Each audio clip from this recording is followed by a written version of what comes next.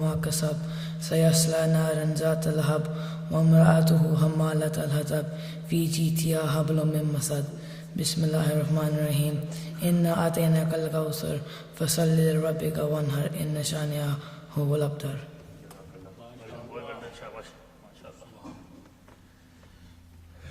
ماشاء اللہ. یہ تھے زین جعفری ماشاء اللہ، جنہوں نے تلاوت کلام پاک سے آج کی اس مجلس کا آغاز کیا. اب میں التماس کرتا ہوں ننہ ذاکرین اون جعفری اور زین جعفری سے نوحہ سنانا ہے. ممبر پہ آئیں اور ایک عدد نوحہ سنائیں بآواز بلند صلوات.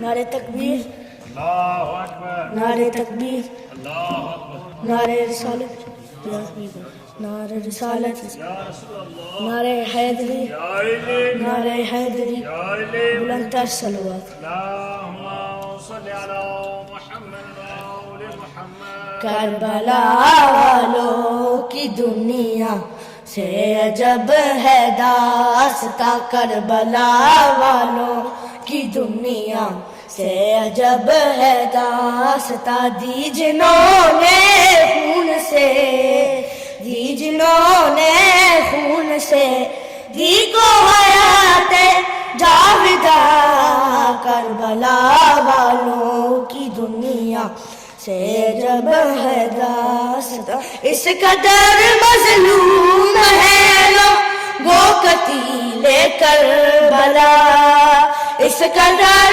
مظلوم ہے لوگوں قتیل کربلا، جس کے ناحق خون پیرو تھی زمین و آسماں، جس کے ناحق خون پیرو تھی زمین و آسماں. کربلا والوں کی دنیا سے عجب ہے داستاں. زین پہ شبیر کو آنکھ بٹھلائے گا کون، زین پہ شبیر کو آنکھ بٹھلائے گا کون. اکبر و عباس قاسم کھو گئے ہیں سب کہاں، اکبر و عباس قاسم کھو گئے ہیں سب کہاں. کربلا والوں کی دنیا سے عجب ہے داستاں.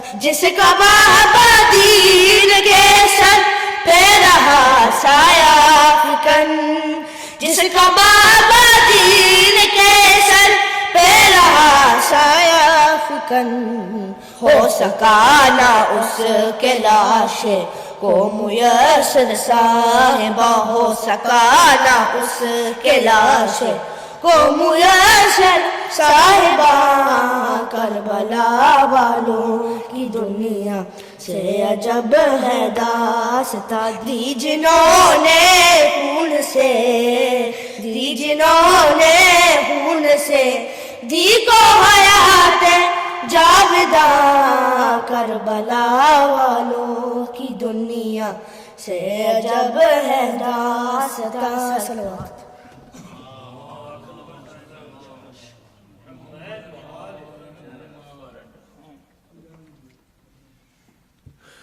بارے دیکھے بلند صلوات.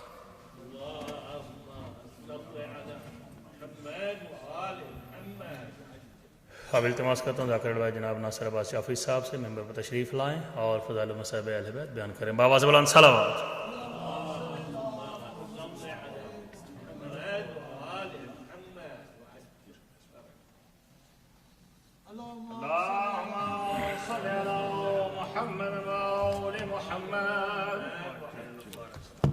صلوات کا پڑھنا قبلہ بہت زیادہ ثواب ہے. سارے مل کے حضرات پھر ایک دفعہ درود شریف پڑھ.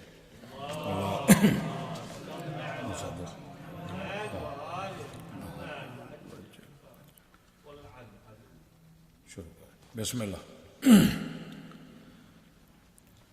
بآواز بلند تر صلوات.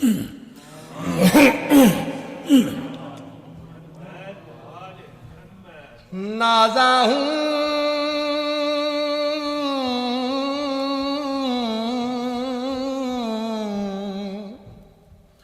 نازا ہوں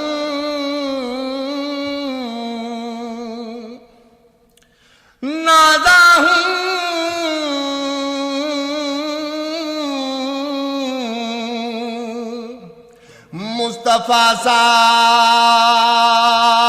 پیغمبر ملا مجھے،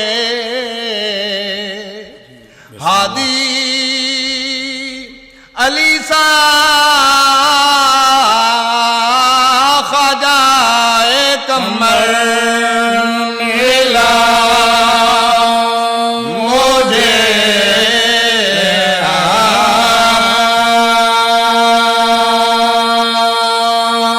کیسا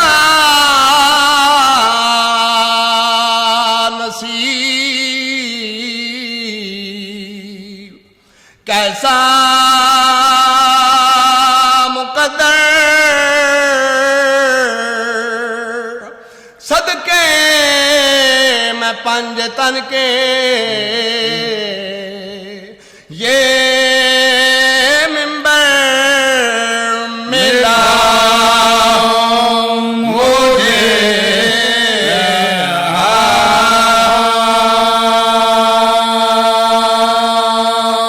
دنیا صداقت میں تیرا نام رہے گا، حسین اللہ جانے کیوں جی مجبوری بن گئی، وطن کو چھوڑنا پہ گئی، نانے دے مزار کو چھوڑنا پہ گئی،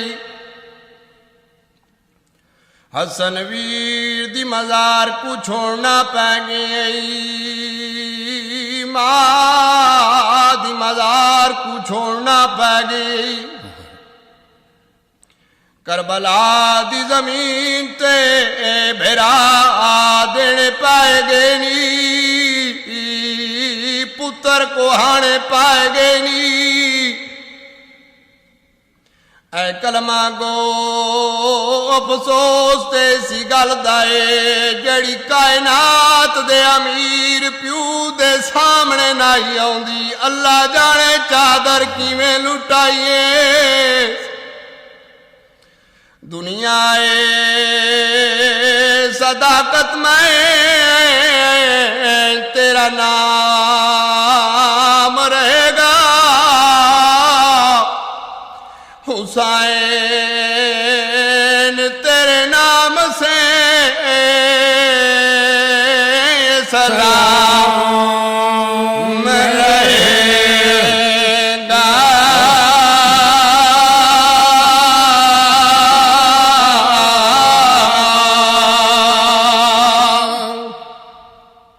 قبلہ چار جوان میرے آقا دی فوج دے بیچ، سرکار دے قافلے دے بیچ اپنے وقت دے علی علیہ السلام دی جرت رکھ دیاں، اکا جناب حضرت محمد حنفیہ سرکار نے واپس بھیج چھوڑیا مدینے، ایک دی ذمہ باری بی بی زینب کبریٰ نے چاہی سرکار ابوالفضل العباس دی، سید و ساجدین دی ذمہ داری امام حسین مظلوم کربلا نے خود چاہی، چوتھا مسلم بن نقیل ہے جنہوں سفیر کوفہ بنا کے آقا نے کوفے دے بچ بھیجے، یہ اپنے وقت دے زمانے عرب دے مشہور بہادران دے بچ گنے بنے، آدھا پیا میں ہوں مظلوم کا واقعہ پڑھنا، او جاندی لاش بازار او پھر آئی گئی، جنگا سر لٹکا او دروازے تے والے شہر عید منائے گئے،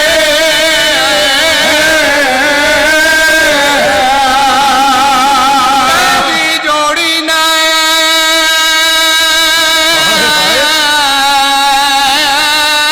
فراد اتے بے دردی نال کوہائی گئی، جدی تو جا بیوا ہائیو مرا گئی، آئی رب جانے کن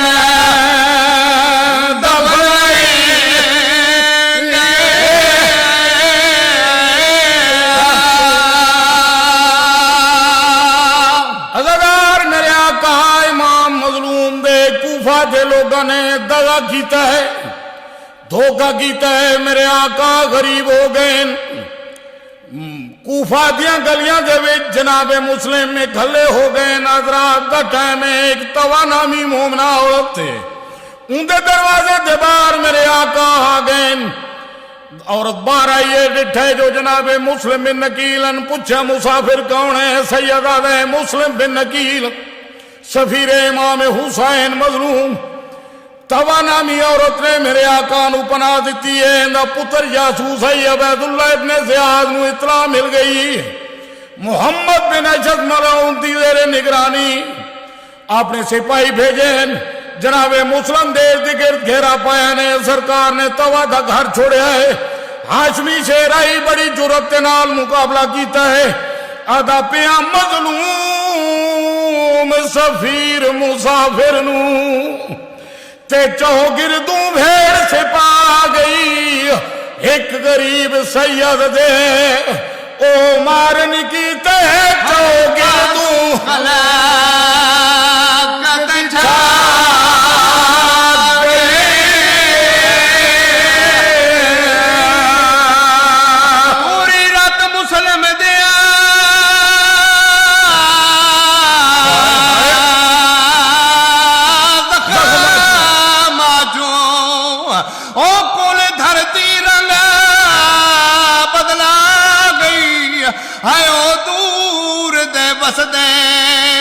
سید کو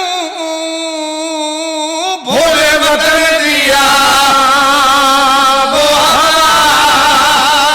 گئے،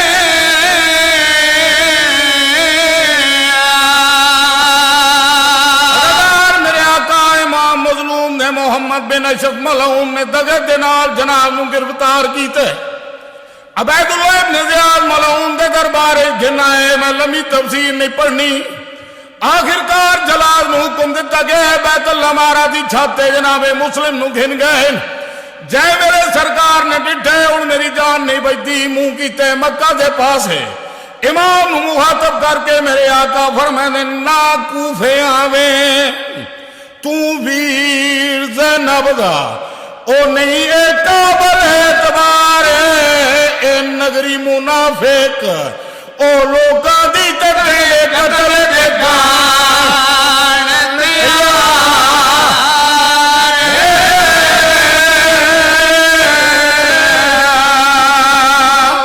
غیرت نگری نہ کوفیاں دی تے تڑے نال نے پرادے دارے تڑے نال بطول دیاں دھیاں رولے ویسے نہ بیچے مالا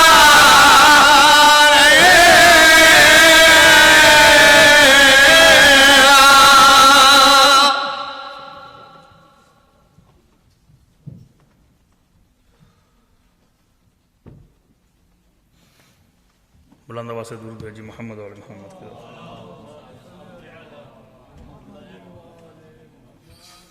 تو پھر بلند آواز سے اپنے زبانوں کو معطر کیجیے، درود بھیج کے محمد اور محمد کی ذات۔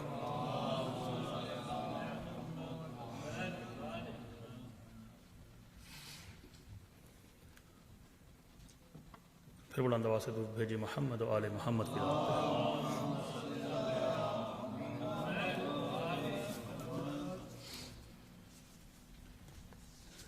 اس سے قبل قبلہ کو دعوت دوں، ایک ربائی شان حسین علیہ السلام کی کہ امام کو مخاطب ہو کے اے حسین بخت خفتہ کو جگانے والے، اے حسین بخت خفتہ کو جگانے والے، مٹ گئے خود جو تھے تجھ کو مٹانے والے، اور تو نے سمجھا دیا ہزیاں نہیں ہوتا ہم کو، ہم تو ہیں نیزوں پہ قرآن سنانے والے. درود بھیجے بلند آواز سے محمد و محمد.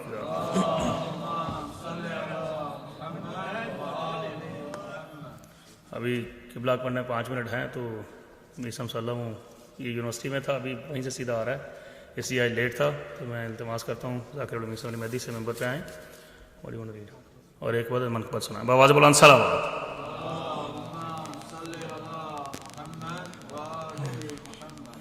پھر بھی صلوات پڑھیں بابا سے.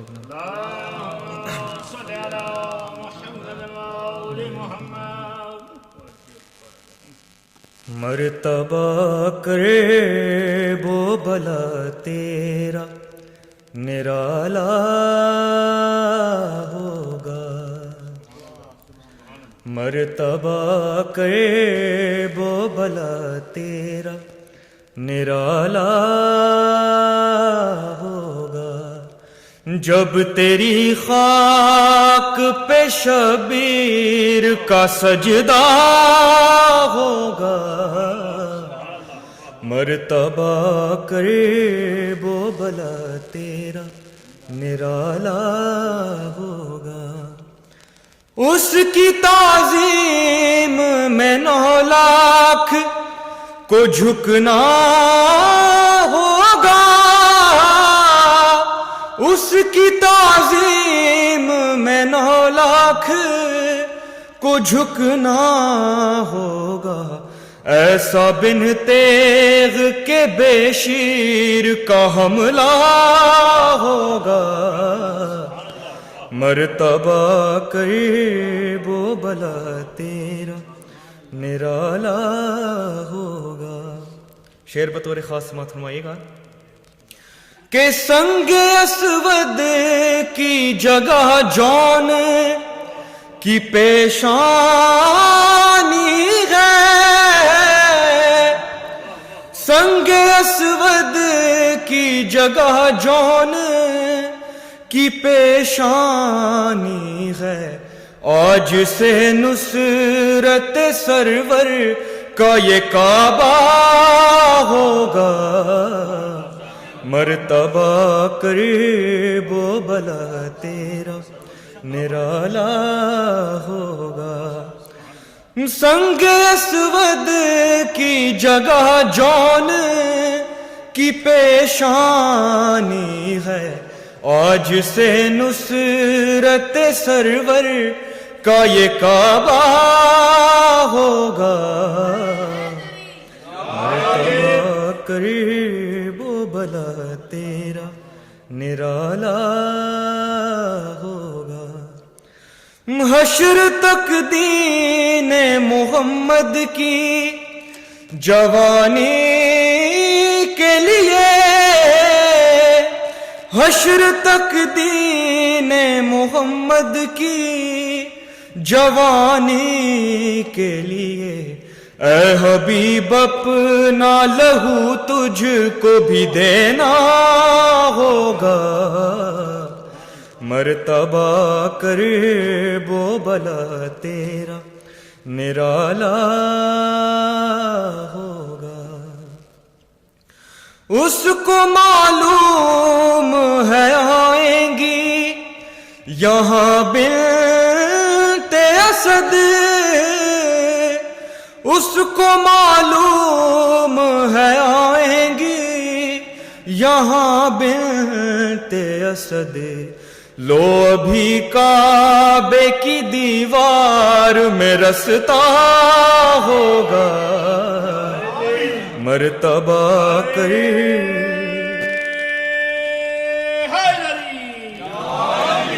اور ایک ذرہ نظر آنے لگا فخر خورشید. ایک ذرہ نظر آنے لگا فخر خورشید. حر پہ جب شاہ نے رومال کو باندھا ہوگا. مرتبہ کرے وہ بلا تیرا نرالا ہوگا. اور تجھ کو مل جائے گی جنت کی سند اے واعظ، تجھ کو مل جائے گی جنت کی سند اے واعظ، شرط بس یہ ہے علی دل میں بسانا ہوگا، مرتبہ کر وہ بلا تیرا نرالا ہوگا۔ جب بھی کسی انسان کو ایک اولاد ملتی ہے تو اس کو بہت خوشی ہوتی ہے، لیکن اگر کسی کے مقدر میں ایک اولاد بھی نہ ہو اور اس کے مولا حسین کے واسطے سے 7 اولادیں مل جائے تو اس کی کیا کیفیت ہوگی؟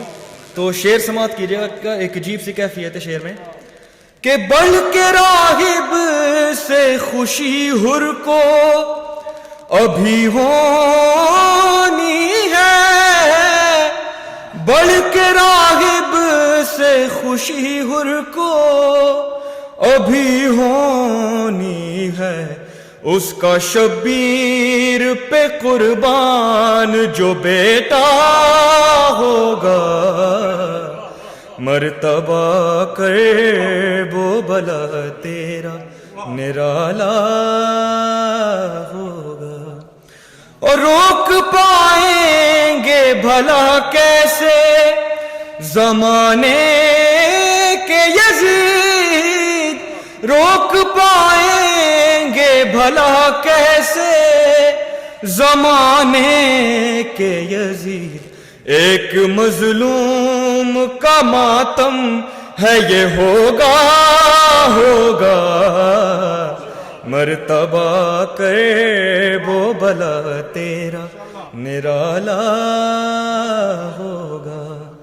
روک پائیں گے بھلا کیسے زمانے کے یزید، ایک مظلوم کا ماتم ہے یہ ہوگا ہوگا، مرتبہ قریب و بلا تیرا نرالا ہوگا۔ بس آخری شعر پڑھا ہوں، پھر اس کے بعد مقطع پیش کروں گا، پھر زحمت تمام آپ کی۔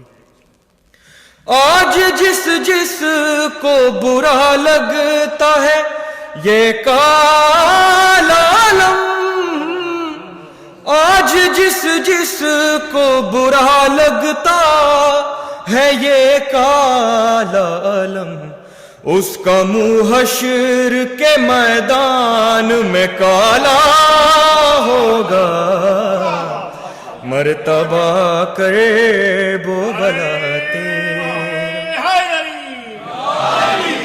بس مقطع پیش کر رہا ہوں۔ سرخ رو برزخ و محشر میں تو ہوگا میسم، سرخ رو برزخ و محشر میں تو ہوگا میسم، جب تیرے پاس ولایت کا حوالہ ہوگا، مرتبہ کرے وہ بلا تیرا نرالا ہوگا۔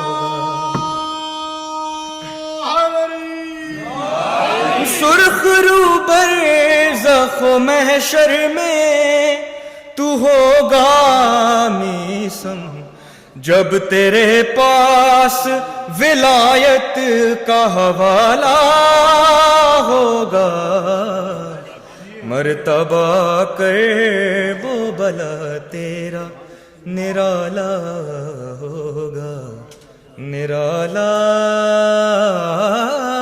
ہوگا۔ صلوات پر بآواز بلند۔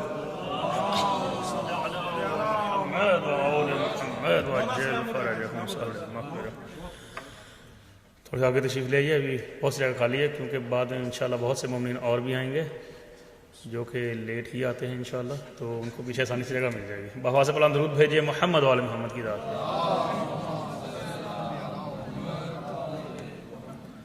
بلا تاخیر التماس کروں گا حجت الاسلام قبلہ و کعبہ مولانا اصغر اعجاز صاحب سے ممبر تشریف لائیں اور آج اس سلسلے کے اس 5ویں مجلس سے خطاب فرمائیں۔ بآواز بلند صلوات۔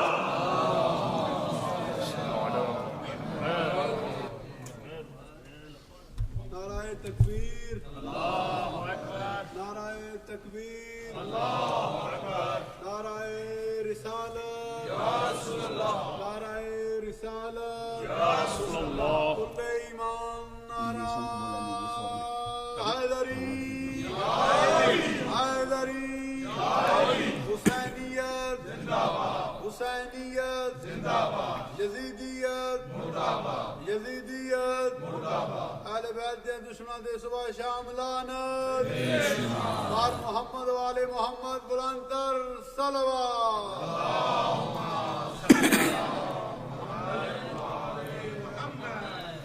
رحم اللہ من قرأ الفاتحہ.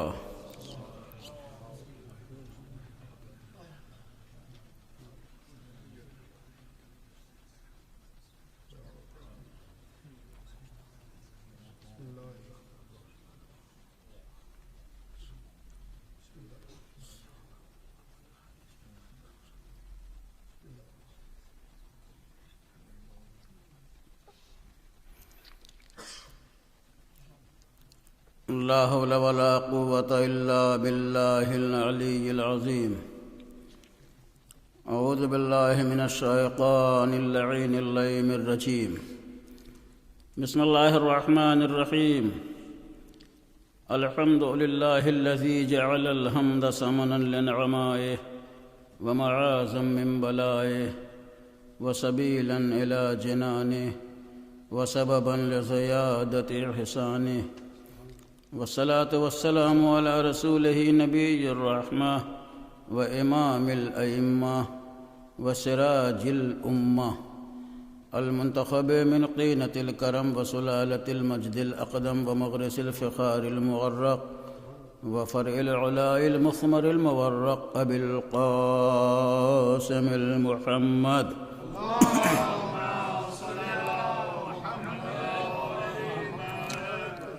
وعلى آله مصابيح الظلم وعصم الأمم ومنار الدين الواضحة ومثاقيل الفضل الراجحة، واللعنة الدائمة الباقية على أعدائهم أجمعين من الآن إلى قيام يوم الدين. أما بعد، فقد قال الله تعالى في الفرقان الحميد والقرآن المجيد وقوله الحق: أعوذ بالله من الشيطان الرجيم.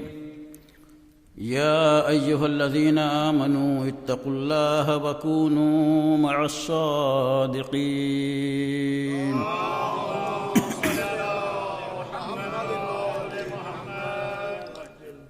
ایک اور بلندر صلوات کا سہارا دیجیے گا.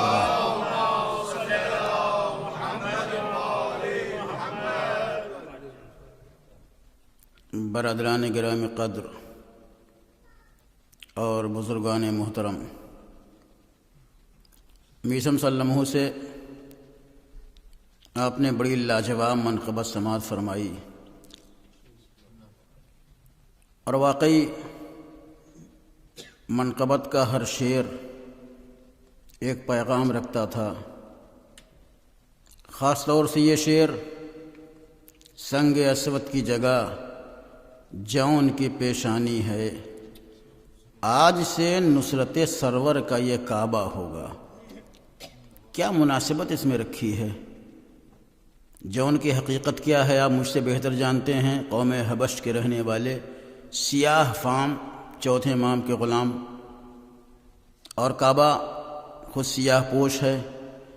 اتنی مناسبتوں کے بعد جب اشعار تاری صفحے کاغذ کے اوپر رونما ہوتے ہیں تو واقعی ان اشعار میں اخلاص ہوتا ہے، للہیت ہوتی ہے، اور یہ اللہ کا فضل ہے، معصومین کی عنایت ہے، ائمہ اطہار کا صدقہ ہے.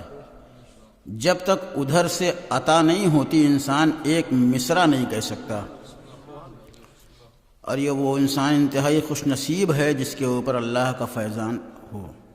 میں اللہ کی بارگاہ میں دعا کرتا ہوں اللہ ان کے خیالات میں اور ترقی عطا فرمائے، اور ان کو مزید دن دونی رات چوگنی ترقی عنایت فرماتا رہے. میں بھی چاہتا ہوں کچھ شعر پیش کروں کہ حر کی پیشانی پہ ایک رومال باندھا جائے گا، حر کی پیشانی پہ ایک رومال باندھا جائے گا، خون کا چڑھتا ہوا سیلاب روکا جائے گا۔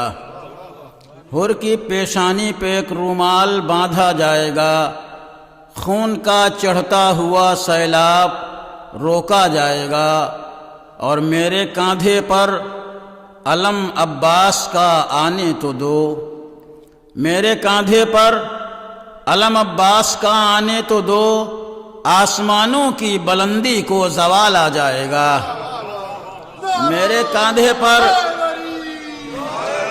علم عباس کا آنے تو دو، آسمانوں کی بلندی کو زوال آ جائے گا، اور ختم ہونے دو شب عاشور کی تیرا شبی، ختم ہونے دو شب عاشور کی تیرا شبی، گیسوئے اکبر سے مس ہو کر سویرا جائے گا، گیسوئے اکبر سے مس ہو کر سویرا جائے گا، اور اس کے سینے پر ہوا ہے قتل کوئی آفتاب، اس کے سینے پر ہوا ہے قتل کوئی آفتاب، اب قیامت تک نہ مقتل سے اجالا جائے گا، اب قیامت تک نہ مقتل سے اجالا جائے گا، اور بے زباں آیا ہے تجھ سے جنگ کرنے کے لیے، بے زباں آیا ہے تجھ سے جنگ کرنے کے لیے، فرمولا آ سامنے جو ہوگا دیکھا جائے گا، بے زباں آیا ہے تجھ سے جنگ کرنے کے لیے، فرمولا آ سامنے جو ہوگا دیکھا جائے گا، اور آخری شعر کی شام میں شامی سیاست کو ڈبونے کے لیے، شام میں شامی سیاست کو ڈبونے کے لیے آبلوں میں بھر کے ایک بیمار دریا جائے گا، آبلوں میں بھر کے ایک بیمار دریا جائے گا۔ بر محمد و آل محمد صلوات۔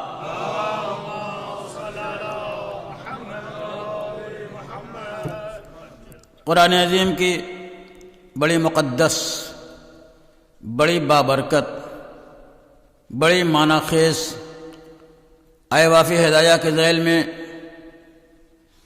جس سلسلہ مجالس کا آغاز ہوا تھا، آج وہ اپنی 5ویں منزل کے اوپر ہے۔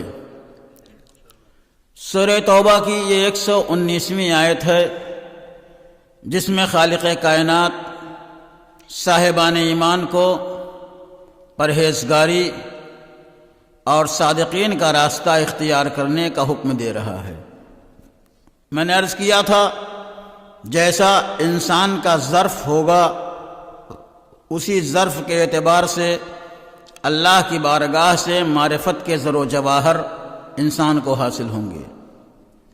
جیسا انسان کا کاسہ ذہن ہوگا اور انسان کے کاسہ ذہن میں جیسی معرفت اور جیسی عرفان کی گوہرباری ہوگی، اسی اعتبار سے اللہ کا فضل و کرم اور معصومین کی عنایتیں اس کے وجود کے شامل حال ہوں گی۔ قرآن آواز دیتا ہے، صاحبان ایمان اللہ سے ڈرو اور سچوں کا راستہ اختیار کرو، سچوں کے ساتھ ہو جاؤ۔ یہ کون افراد ہیں جن کی پیروی اور جن کی اطاعت کا حکم ہر صاحب ایمان کو دیا جا رہا ہے؟ عزیزو، کعبہ قبلہ ضرور ہے، مگر نماز کا قبلہ ہے، بندگی کا قبلہ ہے، عبادت کا قبلہ ہے، اللہ کی بارگاہ میں سر نیاز جھکانے کا قبلہ ہے، اللہ سے راز و نیاز کرنے کا بہترین مقام ہے۔ لیکن یاد رکھیے، نماز تمام ہونے سے ایک لمحہ پہلے اگر انسان کا سر قبلے سے منحرف ہو جائے تو اس کی نماز بیکار ہو جاتی ہے، اس کی نماز رخصت ہو جاتی ہے۔ بالکل اسی طریقے سے یہ وہ مقدس افراد ہیں جنہیں اللہ نے ہر مومن کی حیات کا قبلہ قرار دیا ہے۔ اگر انسان زندگی کے ختم ہونے سے ایک لمحہ پہلے ان سے مڑ جائے تو اس کی حیات ویسے ہی بیکار ہو جاتی ہے جیسے قبلے سے منحرف ہو جانے کے بعد نماز بیکار ہو جاتی ہے۔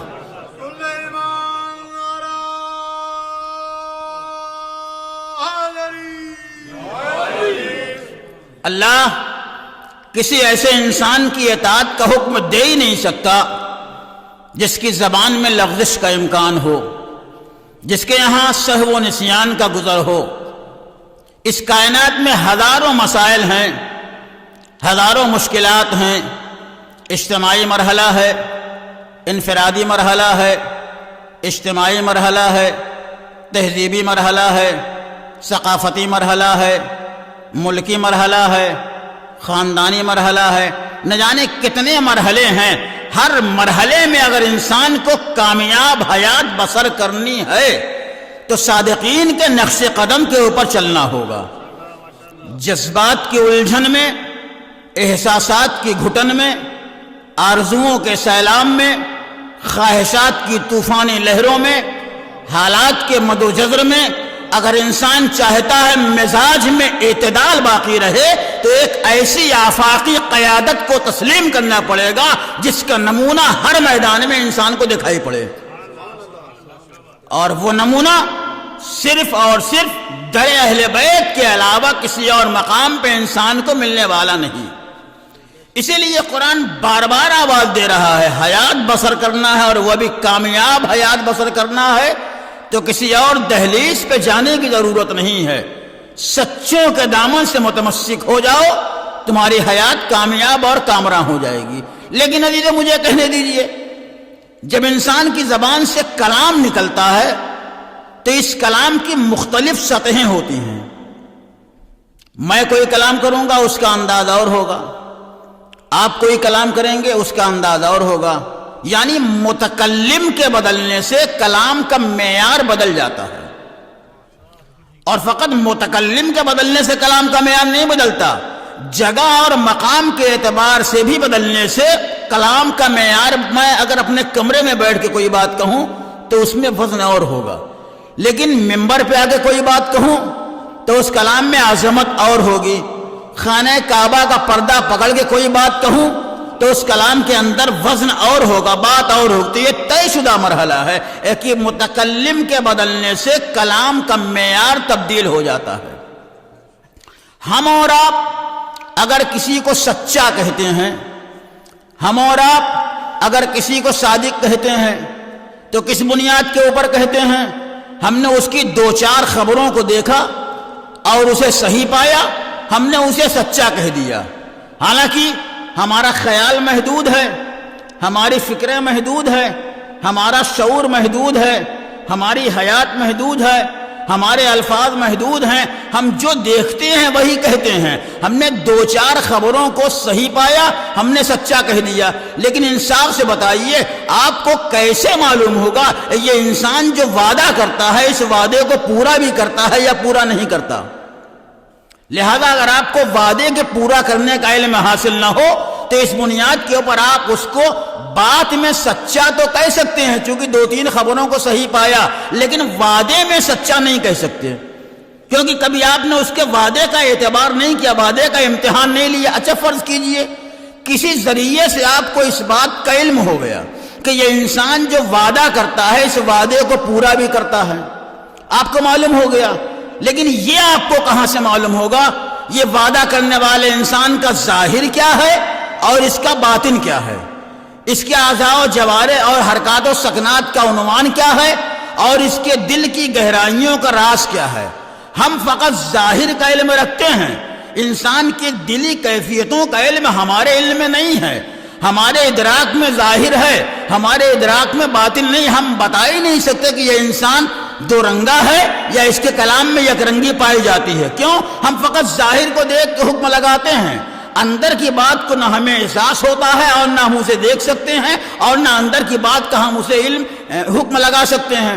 تو معلوم ہوا کہ وعدہ پورا کرتا ہے، کہیں سے آپ کو معلوم ہو گیا، لیکن اس کے ظاہر و باطن میں یکسوئی ہے یا نہیں، ظاہر و باطن میں یک رنگی ہے یا نہیں، ظاہر و باطن میں یگانگت ہے یا نہیں، ظاہر و باطن میں یکسانیت ہے یا نہیں، ظاہر و باطن میں برابری ہے یا نہیں، ظاہر و باطن میں مساوات ہے یا نہیں، یہ آپ کو کہاں سے معلوم ہوگا؟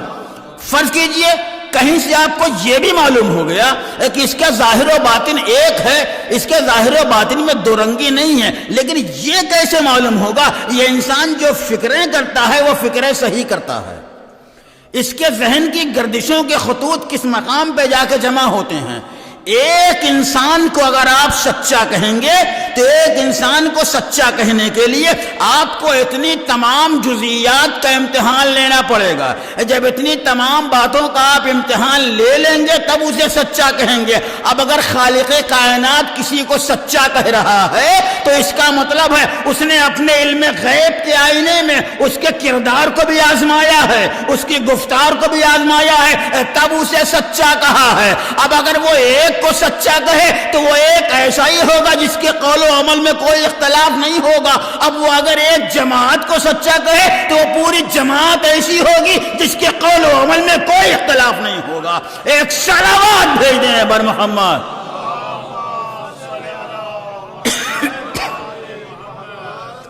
اب وہ جماعت چاہے 5 کی ہو یا وہ جماعت 12 کی ہو یا وہ جماعت 14 کی ہو, لیکن عزیزو عقلی حیثیت سے ایک پہلو کے اوپر غور کرنا ضروری ہے. اور وہ عقلی حیثیت کیا ہے؟ 2 انسانوں کے درمیان اختلاف ہو, 2 انسانوں کے درمیان اختلاف ہے, نزاع ہے. ایک انسان کچھ سوچتا ہے, دوسرا کچھ سوچتا ہے. ایک انسان کے خیالات کچھ ہیں, دوسرے کی آرزویں کچھ ہیں. ایک انسان اس راستے کی طرف جاتا ہے, دوسرا اس راستے کے اوپر جاتا ہے. ایک انسان کی فکریں کچھ ہیں, دوسرے کی فکریں کچھ ہیں. دونوں کے نظریات میں اختلاف ہے. تو یہ تو ممکن ہے کہ دونوں غلط ہوں, نقطۂ صحت کچھ اور ہو. یہ ممکن ہی نہیں کہ دونوں صحیح ہوں. جب بھی 2 کے درمیان اختلاف ہوگا تو یا تو دونوں غلط ہوں گے, صحیح مسئلہ کوئی اور ہوگا, یا دونوں کے دونوں غلط ہوں گے, نقطۂ صحت کچھ اور ہوگا. دونوں صحیح ہوں یہ ممکن ہی نہیں. اور یہاں اللہ ایک جماعت کو صادقین کہہ رہا ہے. اس کا مطلب ہے اس جماعت کی کڑی میں جتنے افراد منسلک ہیں وہ سب کے سب ایسے ہیں کہ ان کا کردار بھی سچا ہے, ان کا پیغام بھی سچا ہے, ان کا پیام بھی سچا ہے, ان کا آئین بھی سچا ہے, ان کا قانون بھی سچا ہے. ہاں جی, جو صورت عمل میں تو اختلاف ہو سکتا ہے, حقیقت عمل میں اختلاف نہیں ہو سکتا. جب ایسے 14 ہوں گے, جب ایسے 12 ہوں گے یا ایسے 14 ہوں گے تو قدم 14 کے ہوں گے, اقدام ایک ہوگا. ہاتھ 14 کے ہوں گے, کام ایک ہوگا. دل 14 کے ہوں گے, ارادہ ایک ہوگا. نام کے اعتبار سے, افراد کے اعتبار سے ان کے درمیان کثرت پائی جائے گی, لیکن کردار کی وحدت کے اعتبار سے ان کے درمیان وحدت پائی جائے گی. صورت کے اعتبار سے ان کے درمیان اختلاف ہو سکتا ہے. جب اختلاف ہو سکتا ہے تو ان کا نام بھی الگ الگ ہوگا, ان کی کنیتیں بھی الگ الگ ہوں گی, ان کے صفات بھی الگ الگ ہوں گے, ان کے لقب بھی الگ الگ ہوں گے, لیکن کردار کا وہ سانچہ جسے سچائی کہا جاتا ہے وہ سب کا ایک ہوگا.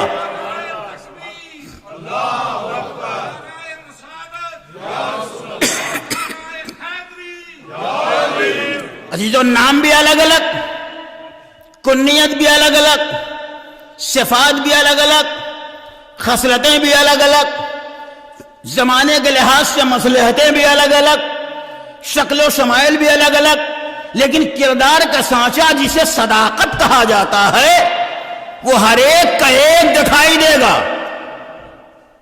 اچھا, ہر ایک کا نام بھی الگ الگ ہے, کنیت بھی الگ الگ ہے, لقب بھی الگ الگ. یہ لقب الگ الگ کیوں ہوا؟ جس کو جس صفت کے اظہار کا زیادہ موقع ملا اس کو اسی صفت کے لحاظ سے لقب دے دیا گیا. کسی کی بلندیوں کو دشمنوں کو اعتراف کرنا پڑا, اسے علی کہہ دیا گیا. کسی کے حسن کا ساری کائنات میں چرچا تھا, اسے حسن کہہ دیا گیا. کسی کی دریا دلی کو لوگوں نے تسلیم کیا, اسے حسین کہہ دیا گیا. کسی کو سجادہ بندگی کی زینت دیکھا, اسے زین العابدین کہہ دیا گیا. کسی نے علم کا رازہائے سربستہ کو اجاگر کیا, اسے باقر العلوم کہہ دیا گیا. کسی کی سچائی کو دشمنوں نے اعتراف کیا, اسے صادق کہہ دیا گیا. کسی کو زندگی پر غصے کو ضبط کرنا پڑا, اسے کاظم کہہ دیا گیا. کسی کی مرضی میں اللہ کی مرضی نظر آئی, اسے علی رضا کہہ دیا گیا. کسی کو تقوی کی شان دیکھی, اسے تقی کہہ دیا گیا. کسی کے اندر پاکی انفاظ کا جذبہ دیکھا, اسے نقی کہہ دیا گیا. اور کسی کی فاتحانہ شان کو دیکھا, اسے عسکری کہہ دیا گیا. اور کسی کا انداز ہدایت کو دیکھا تو اسے مہدی کہہ دیا گیا. اب اگر رسول تو نام بھی الگ الگ, کنیت بھی الگ الگ، زمانے کی مصلحتوں کے لحاظ سے لقب بھی الگ الگ. اب رسول لیکن کردار کا وہ سانچا جسے سچائی کہا جاتا ہے وہ سب کا ایک ہوگا.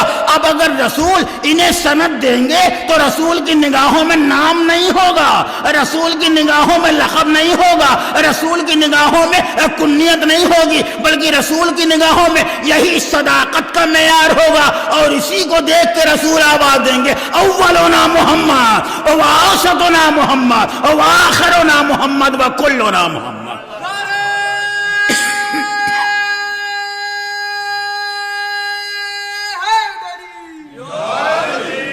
اور محمد و آل محمد بلندر صلوات.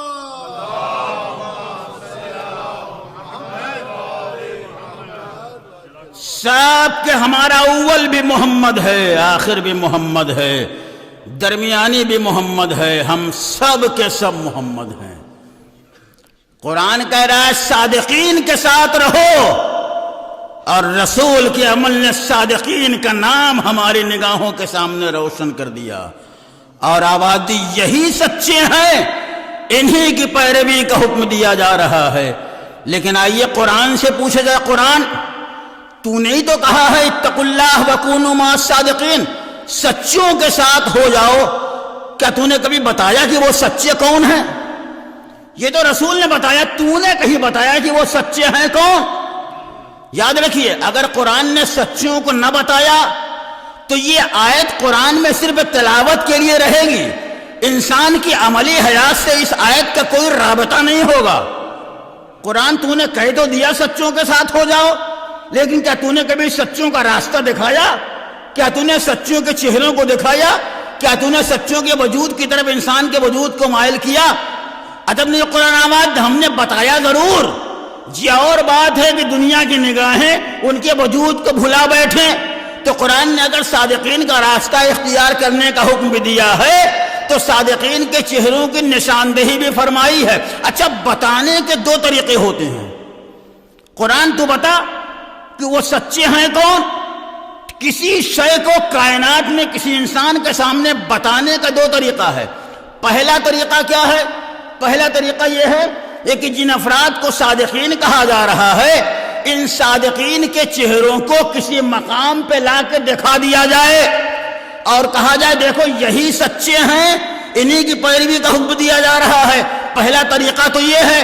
دوسرا طریقہ یہ ہے کہ جن کے چہروں کو دکھایا گیا ہے ان میں سے ہر ایک دنیا کے سامنے بیان کرے آج تو میں تمہارے سامنے سچا ہوں، میرے بعد یہ سچا ہوگا، اس کے بعد یہ سچا ہوگا، اس کے بعد یہ سچا ہوگا. تو بتانے کے دو طریقے ہیں، یا تو ان کی صورتیں کسی مقام کے اوپر لا کے دکھا دی جائیں اور ان میں سے ہر ایک اپنے بعد آنے والے سچے کا تعارف کراتا جائے. عزیزو مجھے بغیر قد و کاوش کے مل گیا. اللہ کے رسول نے آفتاب نیمروز کی روشنی میں اور میدان مباہلہ میں لا کے ان کی صورتوں کو دکھا دیا. اللہ کے رسول کے عمل نے اور قرآن کی آیت نے مل کے میدان مباہلہ میں ثابت کر دیا کہ دیکھو یہی سچے ہیں، ان کے علاوہ کائنات میں کوئی سچا نہیں ہے.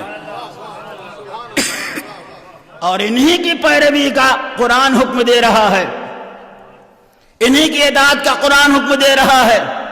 اچھا مباہلے میں انہیں لے جانے کی ضرورت کیوں پیش آئی؟ رسول انہیں مباہلے میں لے کیوں گئے؟ آپ مجھ سے بہتر جانتے ہیں. نصارائے نجران جب ان تک اسلامی تعلیمات کا پیغام پہنچا تو انہوں نے 70 آدمیوں کا ایک گروہ رسول کے پاس تحقیق کے لیے بھیجا.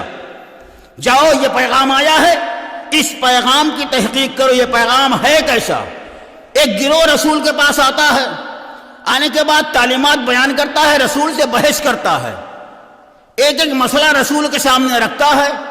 رسول ہر مسئلے کا جواب دیتے جاتے ہیں اور وہ تسلیم کرتا جاتا ہے. لیکن آخر میں مسئلہ آ کے جناب عیسیٰ پہ رک گیا. سارے عقائد کو انہوں نے تسلیم کر لیا، لیکن جب مسئلہ جناب عیسیٰ کا آیا تو اس منزل کے اوپر ان کے قدم ٹھہر گئے. کہا اچھا بتائیے آپ کا عیسیٰ کے بارے میں کیا خیال ہے؟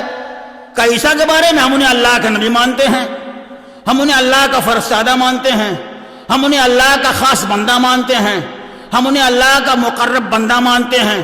کہ اچھا یہ بتائیے کیا آپ عیسیٰ کو خدا کا بیٹا مانتے ہیں یا نہیں مانتے؟ گویا نصارائے نجران نے اپنے فکر کے لحاظ سے بہت بڑی دلیل دے دی تھی کہ اگر یہ کہیں گے کہ وہ اللہ کے بیٹے نہیں ہیں تو ہمارا دوسرا سوال ہوگا، اگر اللہ کے بیٹے نہیں ہیں تو پھر آپ بتائیے کس کے بیٹے ہیں؟ تو جیسے انہوں نے کہا آپ کا عیسیٰ کے بارے میں کیا خیال ہے، کہا عیسیٰ کو ہم نبی مانتے ہیں، کہا اچھا یہ بتائیے آپ عیسیٰ کو اللہ کا بیٹا مانتے ہیں یا نہیں مانتے ہیں؟ ابھی یہ گفتگو ہو ہی رہی تھی، ایک جبریل قرآن کی آیت لے کے نازل ہوئے اور آواز دی ان مثل عیسیٰ عند اللہ کمثل آدم خلقہ من تراب ثم قال له کن فیکون، بے شک عیسیٰ کی مثال اللہ کے نزدیک آدم جیسی ہے۔ کم سے کم عیسیٰ کے یہاں تو ایک فریق موجود ہے، عیسیٰ کے یہاں ماں کا وجود تو موجود ہے، لیکن آدم کے یہاں نہ ماں کا وجود ہے نہ باپ کا وجود ہے۔ جو خدا بغیر ماں کے بغیر باپ کے پیدا، جو خدا اور بغیر ماں باپ کے پیدا کر سکتا ہے، کیا وہ خدا بغیر باپ کے انسان کو نہیں پیدا کر سکتا؟ لیکن یاد رکھیے اگر کوئی تسلیم نہ کرنا چاہے تو اللہ بھی تسلیم کرانا چاہے تو وہ تسلیم نہیں کر سکتا۔ اگر کوئی اپنی ضد کے اوپر آ جائے آپ کہتے رہیے، آپ کے دل میں جو آئے کہتے رہیے، ہم ماننے والے نہیں، تو اگر خدا بھی منوانا چاہے تو کوئی منوا نہیں سکتا، رسول بھی منوانا چاہے تو کوئی منوا نہیں سکتا، امام بھی منوانا چاہے تو کوئی منوا نہیں سکتا، کیونکہ ہماری ضد ہے، ہم مانیں گے نہیں۔ آپ کہتے رہیے، ہزاروں دلائل دیجئے، ہزاروں براہین پہ ہم کو نہیں ماننا، نہیں مانیں گے۔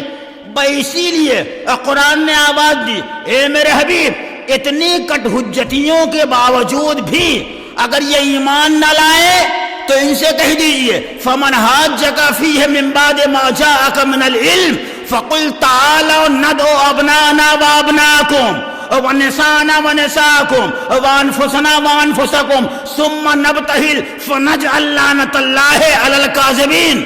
قرآن کی آیت ہے، اے میرے حبیب اتنے اعتراضات کے باوجود اگر یہ آپ کی بات کو تسلیم نہ کرے تو ان سے مباہلہ کر لیجئے اور ان سے کہہ دیجئے تم اپنے نفسوں کو لاؤ، ہم اپنے نفسوں کو لاتے ہیں، تم اپنی عورتوں کو لاؤ، ہم اپنی عورتوں کو لاتے ہیں، تم اپنے بیٹوں کو لاؤ، ہم اپنے بیٹوں کو لاتے ہیں، پھر ہم مباہلہ کرتے ہیں اور جھوٹوں کے اوپر خدا کی لعنت کرتے ہیں۔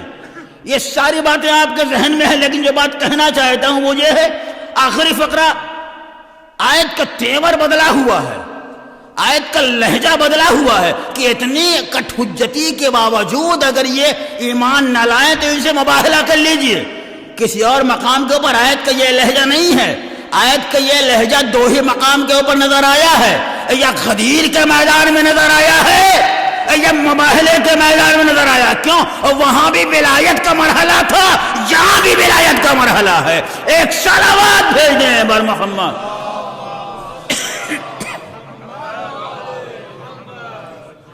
تو قرآن نے کیا کہا؟ فنجعل لعنۃ اللہ علی الکاذبین، ہم کاذبین کے اوپر لعنت کریں۔ حالانکہ قرآن نے ظالمین کے اوپر بھی لعنت کی ہے، قرآن نے منافقین کے اوپر بھی لعنت کی ہے، قرآن نے کافرین کے اوپر بھی لعنت کی ہے، لیکن آیت مباہلہ میں اللہ کافرین کے اوپر لعنت نہیں کر رہا ہے، اللہ ظالمین کے اوپر لعنت نہیں کر رہا ہے، اللہ منافقین کے اوپر لعنت نہیں کر رہا ہے۔ قرآن یہ نہیں کہتا فنجعل لعنۃ اللہ علی المنافقین، قرآن یہ نہیں کہتا فنجعل لعنۃ اللہ علی الظالمین، اور قرآن یہ نہیں کہتا فنجعل لعنۃ اللہ علی الکافرین۔ اچھا اگر قرآن یہ کہہ دیتا کہ ہم کافروں کے اوپر لعنت کریں تو اس کا نتیجہ کیا ہوتا ہے؟ عربی کا ایک مقولہ ہے تعرف الاشیاء بازدادھا، چیزوں کو اس کی ضدوں کے ذریعے پہچانا جاتا ہے۔ دوستی کو دشمنی کے ذریعے، اگر دشمنی کا وجود ہی نہ ہو تو دوستی کی اصل حقیقت روشن ہو ہی نہیں سکتی، یا دوستی کا وجود نہ ہو تو دشمنی کی اصل حقیقت روشن ہو ہی نہیں سکتی۔ تو گویا دشمنی کے ذریعے دوستی کو پہچانا جاتا ہے یا دوستی کے ذریعے دشمنی کو پہچانا جاتا ہے، اندھیرے کے ذریعے اجالا کو، اجالا کے ذریعے اندھیرے کو۔ تو عربی کا مقولہ ہے چیزوں کو اس کی ضدوں کے ذریعے پہچانا جاتا ہے۔ اگر قرآن یہ کہہ دیتا فنجعل لعنۃ اللہ علی الکافرین، ہم کافرین کے اوپر لعنت کریں اس کا نتیجہ کیا ہوتا؟ ان کافروں کے مقابلے میں جتنے افراد لائے جا رہے ہیں وہ سب کے سب صاحبان ایمان ہیں، کیونکہ یہ کافرین ہیں لہذا مقابلے میں صاحب ایمان ہوں گے۔ اگر قرآن یہ کہتا فنجعل لعنت اللہ علی الظالمین، ہم ظالمین کے اوپر لعنت کریں، تو اس کا مطلب ہے ان ظالموں کے مقابلے میں جتنے افراد لائے جا رہے تھے وہ سب کے سب عدالت والے تھے، وہ سب کے سب انصاف والے تھے۔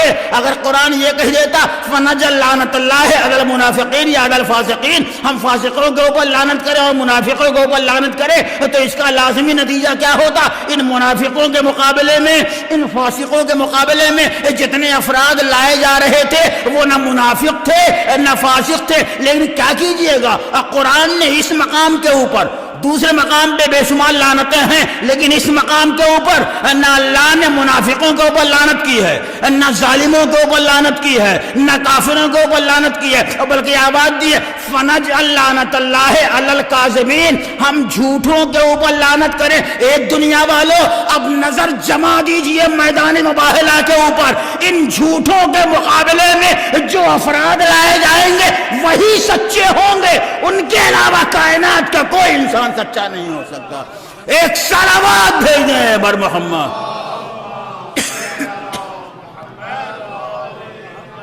نعرہ تکبیر، نعرہ رسالت، کل ایمان، نعرہ حیدری، محمد و آل محمد، بلندر صلوات۔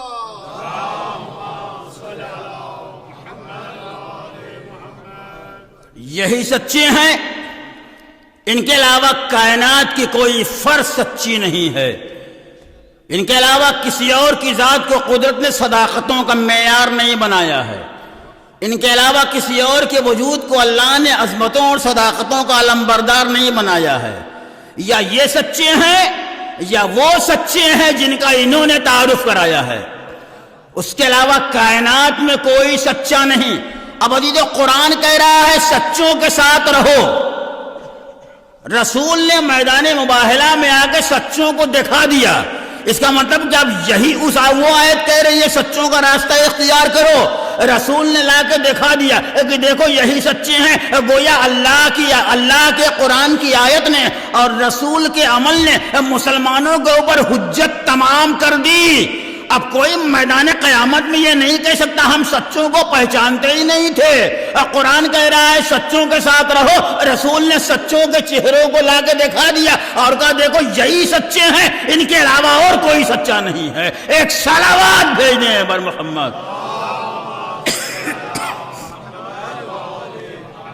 اب آئیے ذرا آیت کے لفظوں کے اوپر بحث کر لی جائے۔ آیت کیا ہے؟ فَقُلْ تَعَالَوْا نَدْعُوا أَبْنَاءَنَا وَأَبْنَاءَكُمْ وَنِسَاءَنَا وَنِسَاءَكُمْ وَأَنفُسَنَا وَأَنفُسَكُمْ۔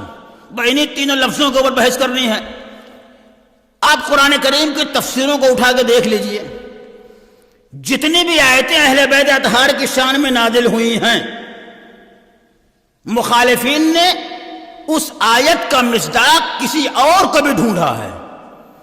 ہر آیت میں مخالفین نے اپنے مزاج کے لحاظ سے، اپنے مذہب کے لحاظ سے دوسرے افراد کو تلاش کر لیا ہے اور کہا کہ یہ آیت ان کی شان میں نازل ہوئی ہے، یہ آیت ان کی شان میں نازل ہوئی ہے، یہ آیت ان کی شان۔ ہر آیت کا مصداق دوسرا ڈھونڈ لیا ہے، لیکن ہماری کروڑوں جانیں قربان ہو جائیں آیت مباہلہ کے اوپر، دامن قرآن میں یہی ایک آیت ایسی آیت ہے کہ ہزار کوششوں کے باوجود بھی مخالفین اس آیت کے مصداق میں کوئی دوسرا چہرہ سامنے لا نہ سکے۔ بڑی کوششیں کی گئی لیکن آیت کے مصداق میں کوئی دوسرا چہرہ سامنے آیا ہی نہیں۔ اب ایک جملہ مجھے کہنے کا حق ہے، قرآن چاہے کہیں کافی ہو یا کافی نہ ہو، آیہ مباہلہ میں بہرحال کافی ہے، کیونکہ یہاں کوئی دوسرا چہرہ سامنے آ ہی نہیں سکتا۔ تو کیا ہے؟ ابنانا و ابناکم ونسانا و نساکم وانفسنا وانفسکم، الفاظ قرآن معین۔ ابنانا و ابناکم معین لفظیں ہیں، نسانا و نساکم معین لفظیں ہیں۔ انفسنا و انفسکم معین لفظیں ہیں، جیسے قرآن کے الفاظ معین ہیں بالکل ویسے ہی رسول کے ساتھ آنے والے افراد بھی معین ہیں۔ قرآن کی لفظیں معین ہیں، اس میں کوئی ہیر پھیر کوئی انسان کر ہی نہیں سکتا۔ تو جیسے قرآن کی لفظیں معین ہیں ویسے ہی رسول کے ساتھ آنے والے افراد معین ہیں۔ اب مجھے کہنے کا حق پہنچتا ہے، رسول کو اپنے علم غیب کے آئینے میں معلوم تھا کہ الفاظ قرآن کس ترتیب سے ہیں، جس ترتیب سے قرآن میں الفاظ تھے رسول نے اسی ترتیب سے اپنے ساتھ اہل بیت کو رکھا۔ پہلا مسئلہ۔ اور دوسرا مسئلہ، یا رسول کو یا اللہ کو معلوم تھا کہ کل رسول کس ترتیب کے ساتھ اپنے ساتھ اہل بیت کو لے جانے والے ہیں۔ کل رسول جیسے لانے والے تھے اسی ترتیب سے اللہ نے دامن قرآن میں لفظیں رکھ دی ہیں۔ اے دنیا والو، اگر کسی لفظ کا ترجمہ سمجھ میں نہ آئے تو رسول کے ساتھ جانے والے افراد کے چہروں کو دیکھتے جاؤ، ہر لفظ کا ترجمہ روشن ہوتا جائے گا۔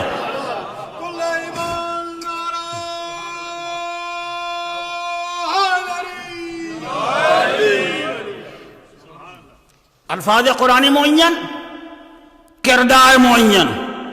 اب ذرا جہاں پہ ایک مثال پیش کر دوں، حالانکہ بڑا مشکل مرحلہ ہے۔ علم معانی و بیان بڑا عظیم علم ہے، جس علم کا شاعری میں بہت دخل ہے۔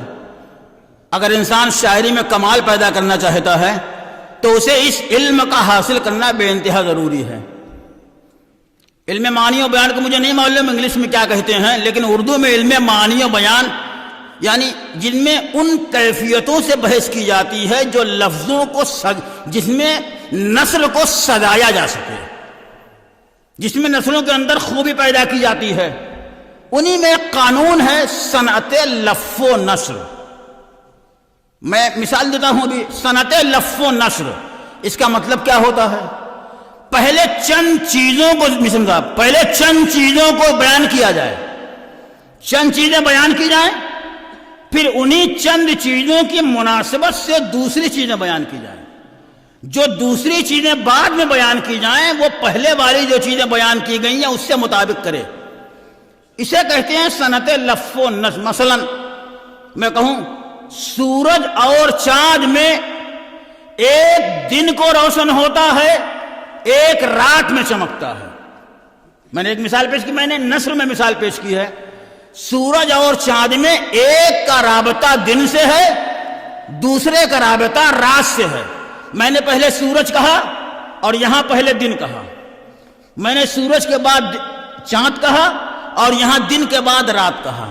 اسے کہتے ہیں صنعت لفظ و نثر مرتب۔ اگر ترتیب کے ساتھ ہو تو اسے مرتب کہتے ہیں، ترتیب کے ساتھ نہ ہو تو اسے غیر مرتب۔ مثلا چاند اور سورج میں ایک کا رابطہ رات سے ہے، دوسرے کا دن سے ہے، ترتیب بدل گئی۔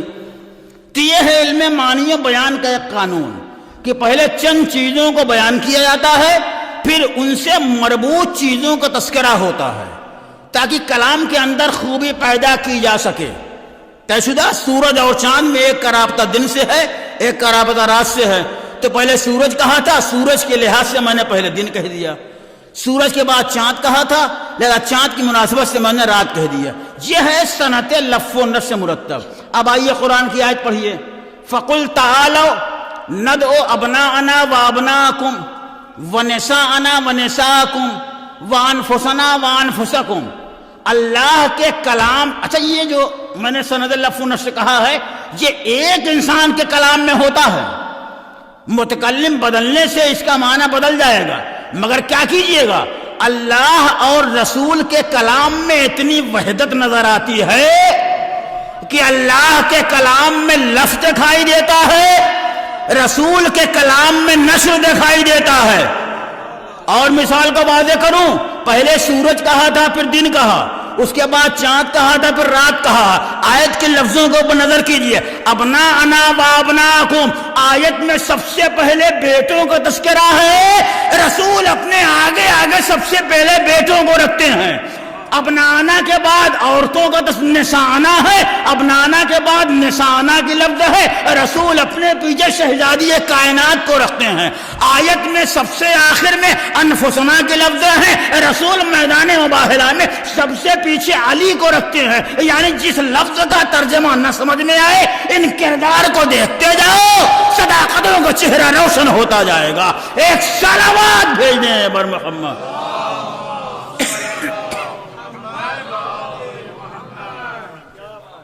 آگے آگے رسول ہیں، لیکن رسول کی گود میں حسین ہیں، انگلی تھامے ہوئے حسن ہیں، پیچھے شہزادی کائنات ہیں، شہزادی کائنات کے پیچھے نفس رسول غالب کل غالب حضرت مولانا علی بن ابی طالب ہیں۔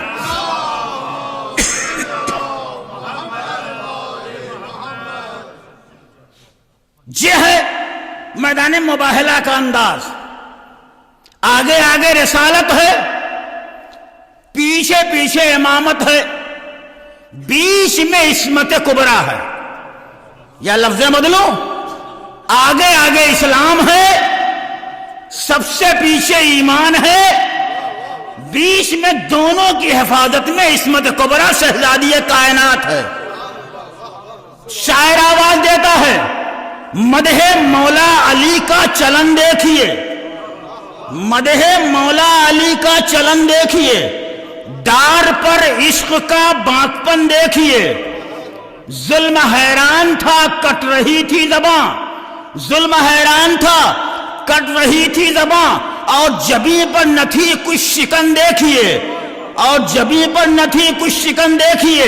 لیکن کیا قیمتی شعر شاعر نے کہا، قل کفا انما حلاتا لافتا، قل کفا انما حلاتا لافتا، مدح مولا علی کا چمن دیکھیے، مدح مولا علی کا چمن دیکھیے۔ بغض حیدر بھی جنت کی خواہش بھی ہے، بغض حیدر بھی جنت کی خواہش بھی ہے۔ یہ منافق کا دیوانہ پن دیکھیے، بغض حیدر بھی جنت کی خواہش بھی ہے، یہ منافق کا دیوانہ پن دیکھیے، یہ منافق کا دیوانہ پن دیکھیے۔ اور مرسل دی کی گودی میں شبیر ہیں، مرسل دی کی گودی میں شبیر ہیں، انگلی تھامے ہوئے ہیں حسن دیکھیے، مرسل دی کی گودی میں شبیر ہیں، انگلی تھامے ہوئے ہیں حسن دیکھیے۔ آگے اسلام ہے، پیچھے ایمان ہے، اور بیچ میں رونق انجمن دیکھیے۔ آگے اسلام ہے، پیچھے ایمان ہے، بیچ میں رونق انجمن دیکھیے۔ اور کارزار خاموشی پہ کیجئے نظر۔ مباہلہ بھی ایک جہاد تھا، میدان جہاد تھا، مگر تلواروں کا میدان نہیں تھا، نیزوں کا میدان نہیں تھا، شمشیروں کا میدان نہیں تھا، خاموشی کا میدان تھا۔ لیکن اس میدان کا انداز بدلا ہوا ہے۔ کارزار خاموشی پہ کیجئے نظر، کارزار خاموشی پہ کیجئے نظر، بدلا بدلا سا انداز رن دیکھیے۔ سب سے آگے جو رہتا تھا ہر جنگ میں، سب سے پیچھے ہے وہ سب شکن دیکھیے۔ ایک صلوات بھیج دیں بر محمد۔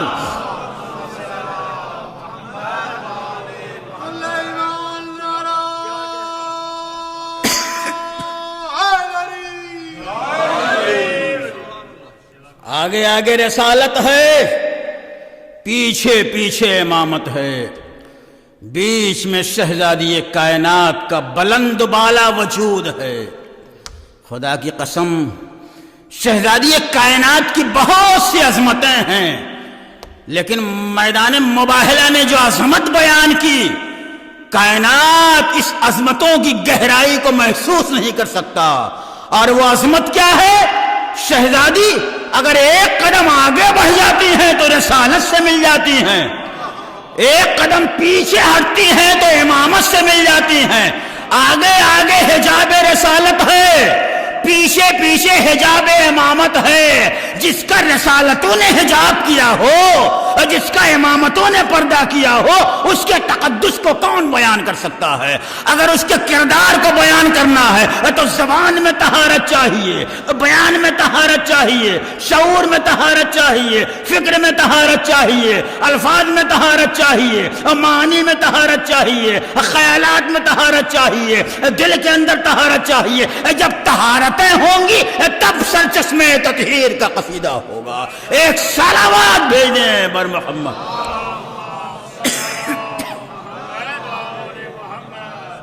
ایک اس سے بلندتر صلوات بھیجیے۔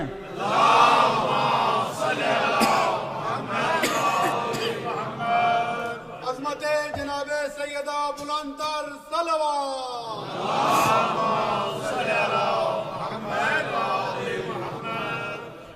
تو قرآن کہہ رہا ہے سچوں کے ساتھ رہو، اور رسول میدان مباہلہ میں ان سچوں کا چہرہ لا کے دکھا دیتے ہیں اور آواز دیتے، دیکھو یہی سچے ہیں، ان کے علاوہ کائنات میں کوئی سچا ہو ہی نہیں سکتا۔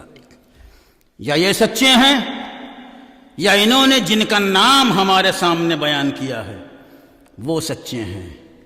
اور یہ بھی تاریخ کی اٹل حقیقت ہے، جس نے سچائی کا راستہ اختیار کیا، جس نے صداقت کا راستہ اختیار کیا، جس نے اہل بیت کا راستہ اختیار کیا، اس کا راستہ دوسروں کے لیے نمونے عمل بن گیا، اس کا کردار دوسروں کے لیے نمونے عمل بن گیا۔ یہ احسان کس کا ہے؟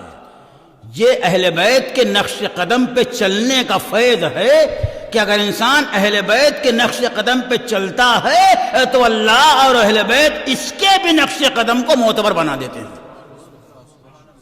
اہل بیت آواز دیتے ہیں ہمارا دامن اختیار کر کے تو دیکھو، فقیر بن کے آؤ گے غنی بنا دیں گے، محتاج بن کے آؤ گے کائنات کا سلطان بنا دیں گے، ایمان لینے آؤ گے سلمان بنا کے اہل بیت میں داخل کر لیں گے۔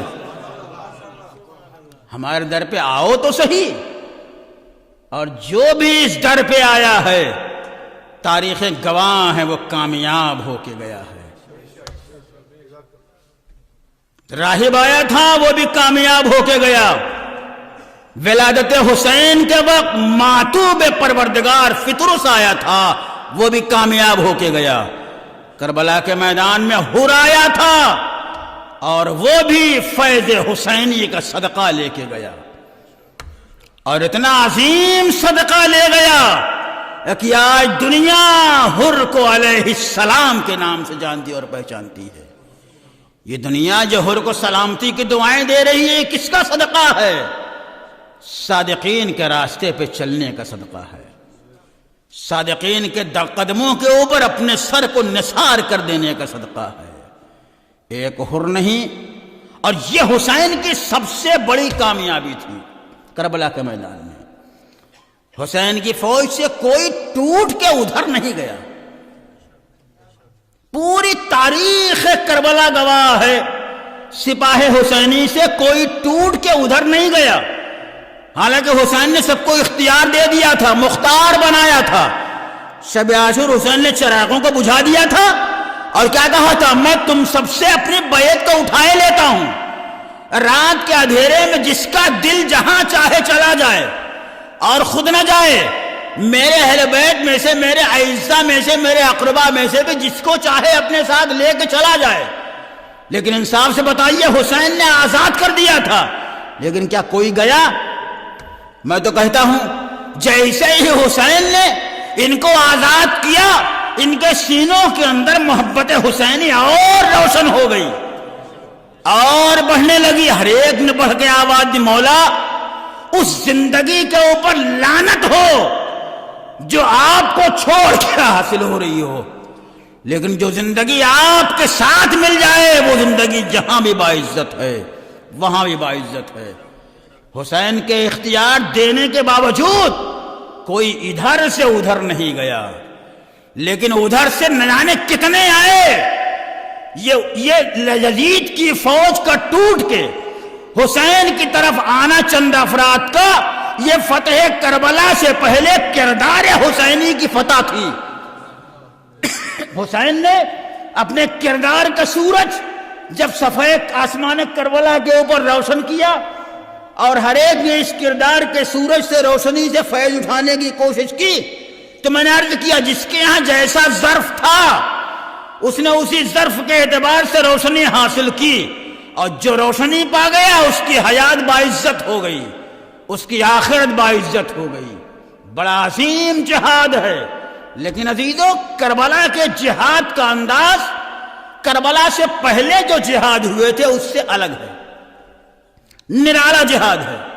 کربلا سے پہلے بھی جہاد ہوئے تھے، بدر و حنین و خیبر و خندق بہت جہاد ہوئے تھے، لیکن کربلا کا جہاد بالکل نرالا جہاد ہے۔ کربلا سے پہلے جتنی جنگیں ہوئی تھیں اکثر جنگوں میں رسول نے یا علی نے پہلے گھر والوں کو بھیجا تھا، پہلے گھر والوں کو بھیجا، بعد میں چاہنے والوں کو بھیجا، بعد میں اصحاب کو بھیجا۔ اکثر جنگیں ایسی ہیں جن میں ایسا ہوا، لیکن بہت سی جنگیں ایسی بھی ہیں جن میں پہلے اصحاب بھی گئے تھے، لیکن زیادہ تر جنگیں ایسی ہیں جس میں پہلے گوت کے پالوں کو بھیجا گیا، پہلے جگر کے ٹکڑوں کو بھیجا گیا، لیکن بعد میں اصحاب کو بھیجا گیا۔ یہ کربلا کا جہاد انوکھا جہاد ہے، جہاں حسین نے پہلے گود کے پالوں کو میدان میں نہیں بھیجا ہے، پہلے جوانان بنی ہاشم کو میدان میں نہیں بھیجا ہے، بلکہ پہلے اپنے چاہنے والوں کو بھیجا ہے، پہلے اپنے دوستوں کو بھیجا ہے، پہلے اپنے انصار کو بھیجا ہے، پہلے اپنے حبیب و زہیر کو بھیجا ہے، اور پہلے اپنے اصحاب دوست کو بھیجا۔ آخر وجہ کیا ہے؟ حسین نے کربلا کے میدان میں جوانان بنی ہاشم کو بعد میں بھیجا ہے، گود کے پالوں کو بعد میں بھیجا ہے، انصار کو پہلے بھیجا ہے، جاؤ انصار پہلے تم شہید ہو جاؤ۔ کیوں؟ مسئلہ کوثر پہ سیراب ہونے کا ہے، کوثر پہ جا کے پیاس بجھانے کا مسئلہ ہے۔ کون ہے جو کربلا کے میدان میں پیاسا نہیں ہے؟ اگر پہلے گود کے پالے میدان میں جاتے تو ان کی پیاس پہلے بجھتی، اگر اصحاب پہلے جائیں گے تو اصحاب کی پیاس پہلے بجھے گی، لیکن حسین نے ترتیب بدل دی۔ آج میدان جہاد میں گود کے پالے بعد میں جائیں گے، چاہنے والے دوست پہلے جائیں گے۔ گویا حسین کہنا چاہتے تھے عباس تمہیں کوئی حق نہیں، تم پہلے جا کے پیاس بجھا لو اور میرا حبیب پیاسا رہے۔ اکبر تمہیں کوئی حق نہیں، تم پہلے جا کے پیاس بجھا لو اور میرا زہیر قین پیاسا رہے۔ اور محمد تمہیں کوئی حق نہیں، تم پہلے جا کے پیاس بجھا لو اور میرے چاہنے والے پیاسے رہے، لہذا پہلے اصحاب کی پیاس بجھائی جائے گی، اس کے بعد گود کے پالے میدان میں جائیں گے اور کوثر پہ جا کے اپنی پیاس بجھائیں گے۔ عزیزو کربلا کے میدان میں جو پہلے شہید ہو گیا اس کی پیاس پہلے بجھ گئی، جو جتنی دیر تک زیادہ زندہ رہا وہ اتنا زیادہ پیاسا رہا۔ نماز صبح کے بعد جب جنگ مغلوبہ ہو گئی تھی، جس میں 22 مجاہدین کام آ گئے تھے، ان کی پیاس پہلے بجھ گئی، ان کے بعد جو شہید ہوئے ان کی پیاس پہلے بجھ گئی۔ جو کربلا میں جتنی دیر تک زیادہ زندہ رہا اس کی پیاس اتنی زیادہ رہی۔ ہے کائنات کا کوئی انسان جو علی اصغر کی پیاس کو محسوس کر سکے اور تصور کر سکے اس بچے کے یہاں قوت برداشت کیا تھی؟ یہ ہے کربلا کے جہاد کا انداز۔ اصحاب شہید ہو گئے، چاہنے والے شہید ہو گئے، اور اسی کے ساتھ ساتھ کربلا میں ایک نظریہ اور دیکھا، جو کربلا آ سکے وہ کربلا حسین کے ساتھ آئے، لیکن جو کربلا نہیں آ سکے انہوں نے کربلا کے میدان میں اپنا نمائندہ بھیجا۔ مثلا حسن کو علم غیب کی بنیاد کے اوپر علم امامت سے معلوم تھا کہ میں کربلا کے وقت موجود نہیں رہوں گا، لیکن اپنے نمائندے کے طور پہ قاسم کو بھیجا۔ عبداللہ ابن جعفر نے بہت حسین کے ساتھ آنے کی کوشش کی، لیکن حسین نے عبداللہ ابن جعفر کو مدینے میں روک دیا۔ تو عبداللہ ابن جعفر کو حسین نے مدینے میں روک دیا تو کہا اچھا آقا، اگر آپ مجھے نہیں لے جانا چاہتے تو ان میرے دونوں بچوں کو لے کے چلے جائیے. اگر آپ کے اوپر وقت آ جائے گا تو ایک بیٹا میری طرف سے قربان ہوگا, ایک بیٹا شہزادی زینب کی طرف سے قربان ہوگا. حسین اون محمد کو لے کے کربلا کے میدان میں آ گئے. شب عاشور آئی. ایک دفعہ زینب نے اپنے بھیا کو قریب بلایا, آواز دی, بھیا کیا کل واقعی جہاد ہوگا؟ کہا ہاں, کل آج کی رات ہماری حیات کی آخری رات ہے. زینب کو یقین ہو گیا یہ زندگی کی آخری رات ہے مجاہدوں کی, لہذا ہر ماں اپنے اپنے بیٹوں کو کل کے لیے آمادہ کر رہی ہے, کل کے لیے تیار کر رہی ہے. زینب نے بھی اپنے دونوں لال کو قریب بلایا, آواز دی, میرے بچوں, میرے شہزادوں, تمہیں خبر بھی ہے تم علی کے نواسے ہو, تم حسین کے بھانجے ہو, تم زینب کے لال ہو, تم جعفر طیار کے پوتے ہو. کل قربانی کا دن ہے, ایسا نہ ہونے پائے اکبر پہلے قربان ہو جائے, تم موجود رہو. کل ماں کو بھائی کے سامنے سخرو کرنا ہے. زینب نے ایک رات میں اپنے دونوں بچوں کو علی بنا دیا. ایک رات میں زینب نے کردار کو ڈھال کے دونوں شہزادوں کو علی بنا دیا. جب عاشور کا سورج نمودار ہوتا ہے, قربانیوں کے سلسلے کا آغاز ہوتا ہے, ایک ایک مجاہد قربان ہو جاتا ہے. ایک دفعہ زینب اپنے دونوں شہزادوں کو قریب بلا دی, میرے لال جاؤ ماموں کے اوپر اپنی جان کو قربان کر دو. دونوں شہزادے آئے اور دونوں شہزادوں نے دستیاں جوڑا, کہا ماموں آپ کے اوپر قربان ہونا چاہتا ہوں, مرنے کی رضا دے دیجئے.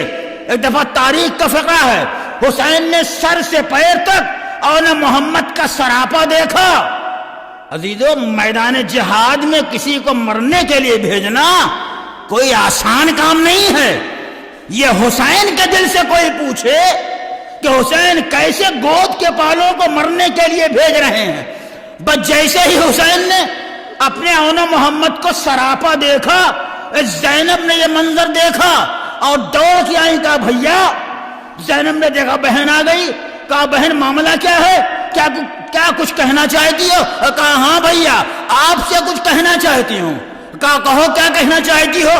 اب زینب نے جو تمہید بنائی ہے اس تمہید کے اوپر انسان جتنا غور کرے رونے کے لیے کافی ہے. زینب نے آواز دی, بھیا یہ بتائیے جب بھی میں نے آپ سے کوئی چیز مانگی ہے یا کچھ کہا ہے آپ نے کبھی انکار نہیں کیا ہے, آپ نے زینب کی ہر بات کو پورا کیا ہے, آپ نے زینب کی کسی خواہش کو آج تک رد نہیں کیا ہے. آواز دی, زینب کہنا کیا چاہتی ہو؟ کہا بھیا اور یہی کہنا چاہتی ہوں, اور میرے دونوں بیٹوں کو مرنے کی رضا دے دیجئے. لاؤ ڈھونڈ کے کائنات میں ایسی مائیں جو اپنے بچوں کو میدان میں بھیجنے کے لیے آمادہ کر رہی ہوں. رضا مل گئی. زینب نے دونوں بچوں کو آراستہ کیا, سجایا سنوارا. عباس بھی قریب آئے. عباس نے دونوں بچوں کو آراستہ کیا, عباس نے سجایا. کمسن شہزادے تھے, خود سے گھوڑے پہ نہیں بیٹھ سکتے تھے. عباس نے اپنے شاگردوں کو بڑے ادب و احترام کے ساتھ گھوڑے پہ بٹھایا. ابھی یہ شہزادے رخصت ہو کے چلے تھے کہ ایک دفعہ زینب نے روکا, آواز دی, میرے بچوں ایک لمحے کے لیے رک جاؤ. اور دونوں بچے ٹھہر گئے. زینب نے آواز دی, اے میرے شہزادوں اگر جنگ کرتے کرتے فرات کے کنارے پہنچ جانا تو فرات کو مڑ کے نہ دیکھنا, اس لیے کہ خیمے میں اصغر پیاسا ہے, خیمے میں سکینہ پیاسی ہے. ارے پانی کے لیے بچے بلک رہے ہیں, پانی کے لیے بچے تڑپ رہے ہیں. لو عزادارو, دونوں شہزادے میدان میں آئے. ایک طرف سے اون کا جہاد ہے, ایک طرف سے محمد کا جہاد ہے. رجز پڑھ رہے ہیں, ہم جعفر کے پوتے ہیں, ہم علی کے نواسے ہیں. تم نے حسین کو لاوارث سمجھ رکھا ہے. ارے جب تک ہم زندہ ہیں حسین کو کوئی لاوارث نہیں کہہ سکتا. ادھر سے بھی جہاد ہو رہا ہے, ادھر سے بھی جہاد ہو رہا ہے. ادھر سے تلواریں چلی, ادھر سے تلواریں چلی. کمسن بچے تھے, کب تک جہاد کرتے؟ زخموں سے چور ہو کر جب دونوں شہزادے پشت فرس سے کربلا کی زمین کے اوپر آئے، آواز دی آقا ہماری امداد کو آئیے۔ حسین کے کانوں میں بچوں کی آواز پہنچی، حسین نے عباس کو بلایا، آواز دی عباس ارے 2 لاشاں لانا ہے۔ حسین اکیلا 2 لاشاں نہیں لا سکتا، حسین نے عباس کو لیا اور میدان میں آئے، ایک کی میت حسین نے اٹھائی، دوسرے کا لاشا عباس نے اٹھایا، لا کے در خیمے پہ رکھ دیا۔ اب جیسے ہی اون محمد کی میت در خیمے پہ آئی، فضا دوڑی ہوئی شہزادی زینب کے پاس گئی، آواز دی شہزادی ارے چلیے دیکھیے آپ کے لال آئے ہیں، آپ کے بچے آئے ہیں، آپ کے اون محمد آئے۔ اب ایک دفعہ زینب کو غصہ آیا، آواز دی فضا ارے میں نے اون محمد کو مرنے کے لیے بھیجا تھا، میں نے اون محمد کو مرنے کے لیے بھیجا تھا، زندہ آنے کے لیے نہیں بھیجا تھا۔ کہا اے شہزادی ارے چل کے دیکھیے تو صحیح۔ اب جو زینب در خیمے پہ آئی، ایک طرف اون کا لاشا، ایک طرف محمد کا لاشا، ارے زینب نے اپنا سر سجدے میں رکھ دیا، اے میرے مالک زینب کی قربانی کو قبول کرنا، شاباش میرے بچوں، تو نے ماں کو سرخرو کر دیا، ماں کو بھائی کے سامنے شرمندہ نہ ہونے دیا۔ واہ محمدہ واہ حسینہ، انا للہ و انا الیہ راجعون، رضا بقضائہ و تسلیما لامرہ، ربنا تقبل منا انک انت السمیع العلیم۔ ماتم حسین۔ یا حسین یا حسین یا حسین۔